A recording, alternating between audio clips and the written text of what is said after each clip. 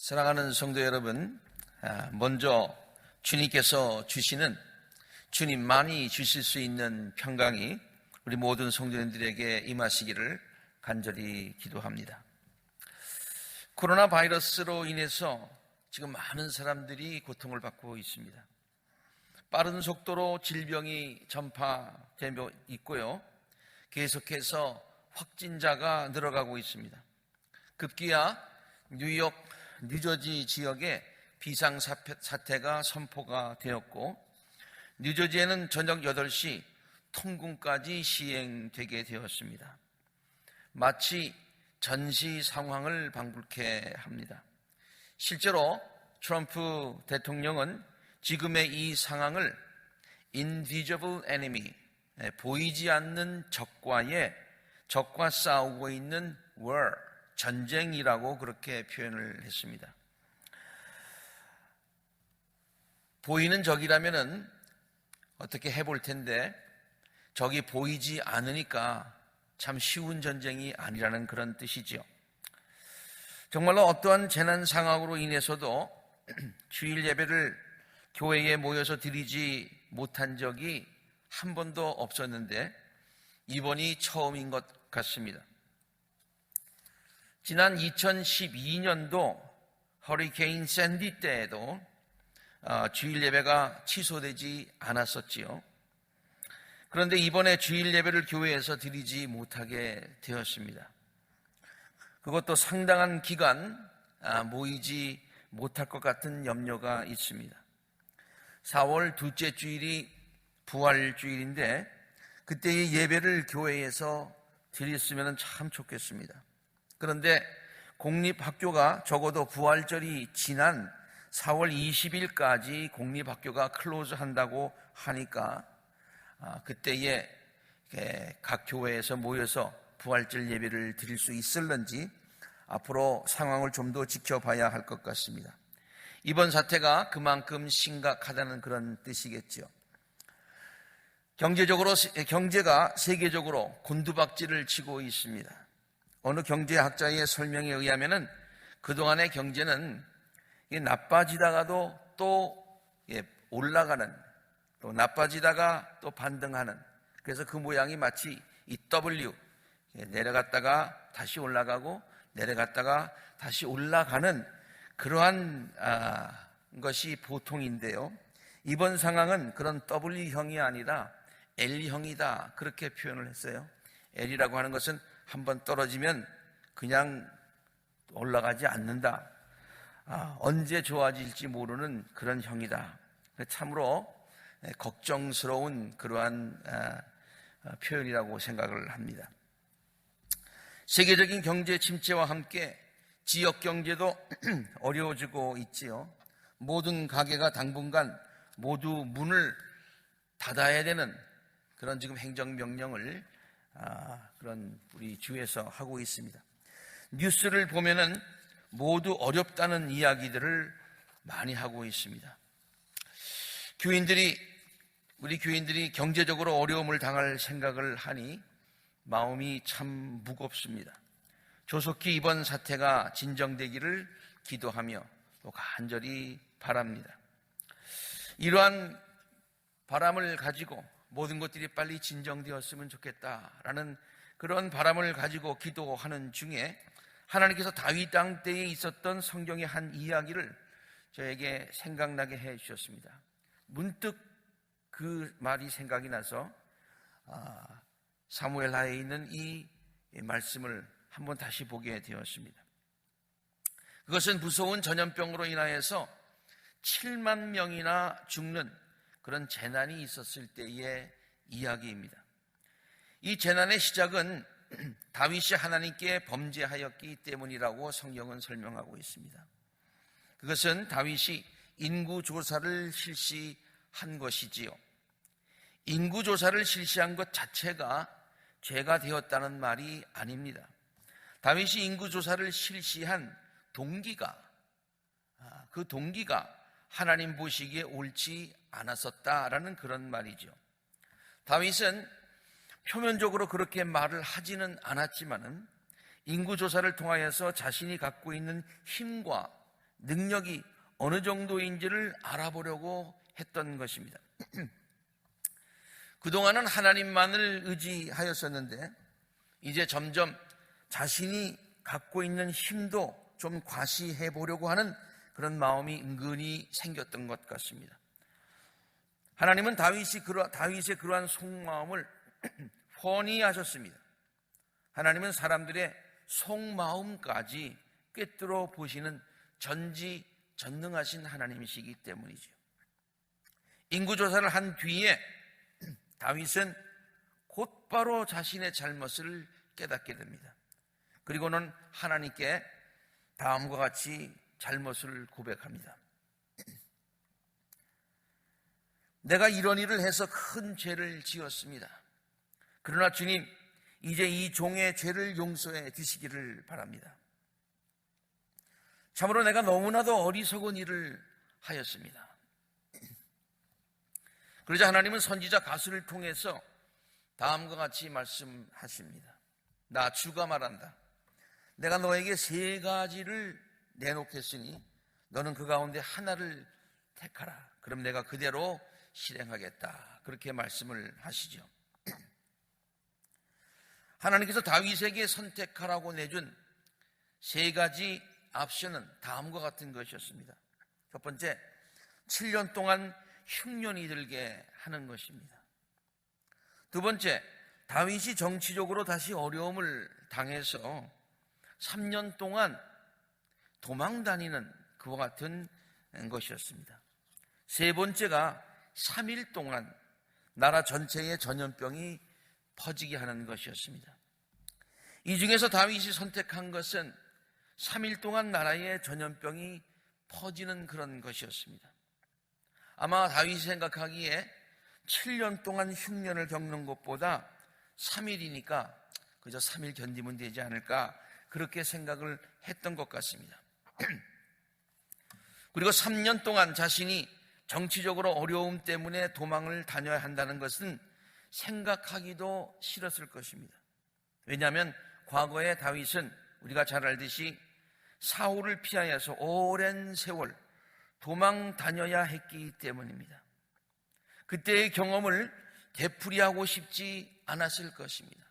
그때는 그래도 좀 젊기라도 했는데 지금은 나이가 들어서 3년 동안 도망 다녀야 된다고 하는 것, 이거 상상하기도 싫었을 것입니다. 그래서 3일만 참으면 되겠지라는 생각으로 세 번째 옵션을 선택한 것 같습니다. 그러나 다윗의 그 선택은 최선의 선택이 아니라 최악의 선택이었습니다. 순식간에 전염병이 온 나라에 퍼져서 그것으로 인하여 죽은 사람이 7만 명이나 되었기 때문입니다. 그 당시 인구가 그렇게 많지 않은 그때의 7만 명, 엄청난 숫자지요. 사태가 이렇게 전개되자 다윗은 급박한 마음으로 하나님께 다음과 같이 아뢰니다. 바로 내가 죄를 지은 사람입니다. 바로 내가 이런 악을 저지른 사람입니다. 백성은 내 양떼일 뿐입니다. 백성들에게 죄가 없습니다. 벌을 받아야 했을 사람은 나입니다. 그들에게는 아무런 잘못이 없습니다. 나와 내 아버지의 집안을 쳐주시기를 바랍니다. 그리고 백성들을 구해 주시기 바랍니다. 그런 기도를 하나님 앞에 간절하게 드립니다. 근데 성경을 보면은 자세히 보면은 다윗의 이 기도보다 먼저 나오는 것이 있어요. 다윗의 이 회개의 기도보다 더 먼저 하나님께서 재앙을 내리신 것을 마음 아파하시며 후회하시며 전염병의 채찍으로 백성을 치고 있는 천사에게 너무 다급하셔서 급하게 말씀하셨다는 내용이 나오는 거예요. 그러니까 다윗이 회개하기도 전에, 다윗이 하나님께 구하기도 전에 하나님께서 먼저 이런 말씀을 하셨어요. 그만하면 됐다. 이제 너의 손을 거두어라. 다윗이 회개하기도 전에 하나님께서 이렇게 다급하게, 급하게 천사들에게 이제 그만하면 됐다. 너의 손을 거두어라. 이렇게 말씀하신 것은 정말 하나님의 크신 은혜입니다. 그리고 이 장면은 자녀가 잘못하여 채찍을 들기는 하였지만은 부모가 자녀가 잘못해서 어쩔 수 없어서 자녀를 잘 가르치는 의미에서 채찍을 들었지만 채찍에 의해서 상처난 것을 바라보면서 또 아파하는 자녀를 바라보면서 오히려 부모가 더 마음이 아파서 채찍 들었던 것을 후회하는 부모의 마음을 생각나게 하는 그러한 장면입니다. 이제 그만하면 됐다. 너의 손을 거두어라. 기도 중에 생각난 이 말씀은 저에게 큰 위로와 소망이 되었습니다. 이 말씀이 생각나서 본문을 찾아보면서 여러 차례 읽었어요. 그만하면 됐다. 이제 너의 손을 거두어라. 그만하면 됐다. 이제 너의 손을 거두어라. 이 말씀은 저에게 큰 위로와 그러한 소망이 되었습니다. 그리고 마음속에 다음과 같은 확신이 생겼습니다. 이제 하나님께서 곧 이렇게 동일한 선포를 해 주실 거야. 그만하면 됐다. 이제 너의 손을 거두어라. 하나님께서 이렇게 선포해 주실 거야. 그러면 이번 사태가 빨리 진정되게 될 거야. 그래서 하나님은 우리들의 걱정과 두려움을 기쁨과 감사로 바꿔 주실 거야. 우리의 걱정과 두려움을 감사로, 소망으로 바꿔주시고 회복시켜 주실 거야. 그리고 자녀에게 채찍을 들고 나서 자녀들을 향한 짠한 마음으로 자녀들을 위로하기 위해서 맛있는 것을 사주시는 부모처럼 하나님께서는 이후에 더 큰 은혜와 축복으로 우리 모두를 위로하여 주실 거야 라는 그러한 바람과 기도와 확신이 내 마음 가운데 찾아왔습니다. 우리가 이러한 소망과 확신을 가지는 분명한 이유가 있습니다. 아무런 근거 없이 그러한 확신을 가지는 것이 아닙니다. 그것은 우리들을 향하신 하나님의 본래 마음은 재앙이 아니라 번영이요, 우리에게 미래에 대한 희망을 주시는 것이라고 성경은 우리에게 분명히 말씀하고 있어요. 특별히 예레미야서를 통해서 하나님께서 우리를 향한 하나님의 마음을 이렇게 말씀해 주셨습니다. 예레미야서 29장 11절에서 14절까지 제가 참 좋아하는 하나님의 말씀입니다. 너희를 두고 계획하고 있는 일들을 오직 나만이 알고 있다. 너희들은 때때로 이해하지 못한다. 너희들은 때때로 나의 마음을 오해한다. 그러나 나만 알고 있어. 너희를 두고 계획하고 있는 일들은 재앙이 아니라 번영으로서 너희에게 미래에 대한 희망을 주는 것이다. 이 모든 것을 합하여서 선을 이루고 너를 사랑하는 너에게 소망을 주고 희망을 주고 번영을 주려는 것이 내 본래의 마음이다. 본래의 마음이다. 절대로 내가 너희에게 재앙을 주려는 마음이 아니다. 그러므로 너희들이 어려움을 당할 때 너희가 나를 부르면 나에게 와서 기도하면 내가 너희의 호소를 들어주겠다. 너희가 나를 찾으면 나를 만날 것이고 너희가 온전한 마음으로 나를 찾기만 하면 내가 너희를 만나 주겠다. 나 주의 말이다. 하나님께서 지금 채찍을 들고 있는 천사들을 꾸짖으셨다 라고 하는 그런 이야기는요, 예수께서 풍랑을 꾸짖으셨다는 복음서의 이야기가 또 생각났어요. 하나님께서 질병의 채찍을 들고 있는 천사를 꾸짖으셨다. 그 이야기는 하나님 되시는 예수님께서 풍랑을 꾸짖으셔서 풍랑을 잔잔케 하셨다라고는 이야기로 자연스럽게 그 이야기가 생각이 나더라는 얘기예요. 예수께서 풍랑을 꾸짖으시니 풍랑이 곧 잔잔하게 되었다는 이 이야기는 오늘 읽은 마태복음에만 기록된 것이 아니라 마가복음과 누가복음에도 기록이 되어 있습니다. 이 사건은 모든 공관복음, 마태, 마가, 누가를 공관복음이라고 하는데 이 공관복음 모두에 기록될 만큼 모든 제자들에게 큰 놀라움을 주었던 그런 사건이었습니다. 특별히 이 사건을 통해서 제자들은 예수님의 하나님 되심을 경험하게 된 사건이라고 공관복음은 다음과 같이 증거하고 있습니다. 이분이 누구시기에 바람과 바다까지도 그에게 순종을 하는가? 이분이 누구시기에 바람과 바다까지도 우리 인간으로서는 도무지 제어할 수 없는 이 놀라운 이 자연의 현상까지도 하나님께서 제어하시는가? 이분이 누굴까? 마태복음 8장 27절에 마가복음에 또 누가복음에 동일한 기사가 기록이 되어 있습니다. 그러므로서 이 기사를 통해서 예수님은 하나님 되시는 분이시다. 천지를 주관하시는 분이시다. 풍랑도 잔잔케 하시는 분이시다 라고 하는 것을 복음서가 우리에게 증거하고 있는 것이죠. 예수께서 풍랑을 꾸짖으시니 풍랑이 잔잔케 되었다는 이 말씀과 함께 생각나는 또 두 찬송가가 있었습니다. 우리가 즐겨 부르는 찬송가입니다만 이 복음서에 있는 말씀을 근거로 해서 찬송가가 작사되고 작곡이 되었죠. 우리가 참 좋아하는 찬송입니다만 이번에 이 찬송이 마음 가운데 굉장히 많이 다가오고 또 은혜가 되더라고요. 첫 번째는 371장 구주여 광풍이 불어, 이 찬송입니다.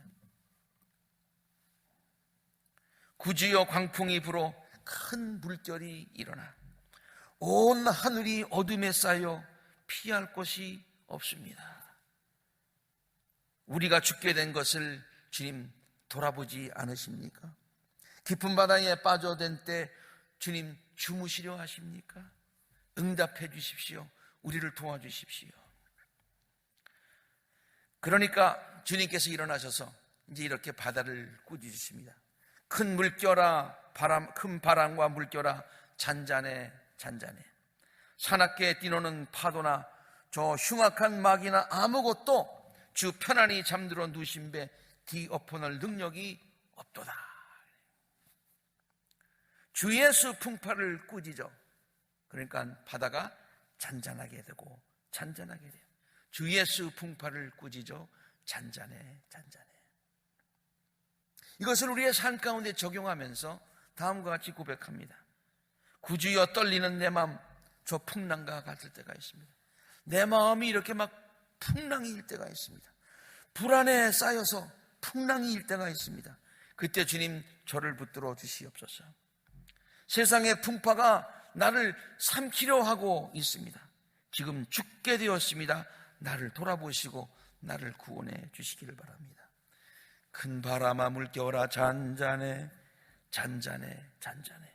사납게 뛰노는 파도나 저 흉악한 막이나 아무것도 주 편안히 잠들어 누신 배 뒤엎어널 능력이 없도다. 주님께서 풍파를 꾸짖으시니 잔잔하게 되었다라고 하는 고백의 찬송이죠. 3절 가사는 풍랑이 잔잔하게 내고 난 후에 하나님께 드리는 감사로 그렇게 노래하고 있습니다. 사나운 광풍이 이제 다 자고 큰 물결이 그치니 그 잔잔한 바다와 같이 이제는 내 마음이 편안하게 돼요. 구주여 늘 함께 계셔서 떠나지 마시옵소서. 언제 또 풍랑이 일지 모릅니다. 그때 또 꾸짖어 주시옵소서. 복된 항구에서 즐거이 가서 그 언덕에서 내가 쉬겠습니다. 얼마나 은혜로운 찬송인지 모릅니다. 두 번째 찬송은요, 이 한국의 그런 풍으로 우리 가락에 맞춰서 이렇게 작곡된 찬송이죠. 김알람 박사께서 가사를 쓰셨어요. 찬송가 345장 캄캄한 밤 사나운 바람 불 때입니다. 이 가사도 얼마나 은혜가 되는지 몰라요. 다 부르지는 않겠습니다만은 캄캄한 밤 사나운 바람 불 때 망경창파 망망한 바다에, 망경창파 망망한 바다에 떠 있습니다. 외로운 배 한 척이 떠나갑니다. 파도가 칩니다. 아, 위태롭습니다. 곧 빠질 것 같습니다. 비바람이 무섭게 몰아치고 그 성난물 큰 파도가 일고 있습니다. 그래서 그 뱃사공이 어쩔 줄 몰라 합니다. 어쩔 줄 몰라 합니다. 불안해합니다. 아, 가련하구나. 그러나 절망 중에 그 사공 떨면서도 한 줄기 밝은 빛을 바라보면서 배 안에도 하나님 계심 믿고서, 우리들의 삶에 하나님이 계심을 믿고서 하나님께 기도를 올립니다. 주님, 도와주시옵소서. 이 풍랑을 잔잔케 하여 주시옵소서. 아버지여, 이 죄인 구보보사 성난풍랑 잔잔케 하시고, 성난풍랑을 잔잔케 꾸짖어 달라는 얘기죠. 이 불쌍한 인생을 살피소서. 오 우리 하나님, 우리 하나님. 이렇게 하나님께 기도하니까 5장에는 아주 소망으로 가득 찬 그와 같은 가사가 있습니다. 모진 바람 또 험한 물결, 이제 아무리 성내어 엎쳐도 권능의 손 그노를 저어주시고 풍랑을 꾸짖어 주시니 오 잔잔한 바다, 잔잔한 바다. 예수님께서 풍랑을 꾸짖으시니 풍랑이 잔잔해졌듯이 하나님께서 코로나 바이러스의 채찍을 들고 있는 천사에게 이제 그만하라고 명하셔서 모든 사태가 빨리 진정되기를 소망하며, 그러한 소망을 갖고서 모든 성도님들이 함께 더 열심히 기도하실 수 있게 되기를 바랍니다. 이제 또 한 주간도 하나님의 보호와 인도하심이 우리 모든 성도님들의 삶에 충만하시기를 우리들을 눈동자처럼 지켜주시는 예수 그리스도의 이름으로 간절히 축원합니다. 기도하시겠습니다.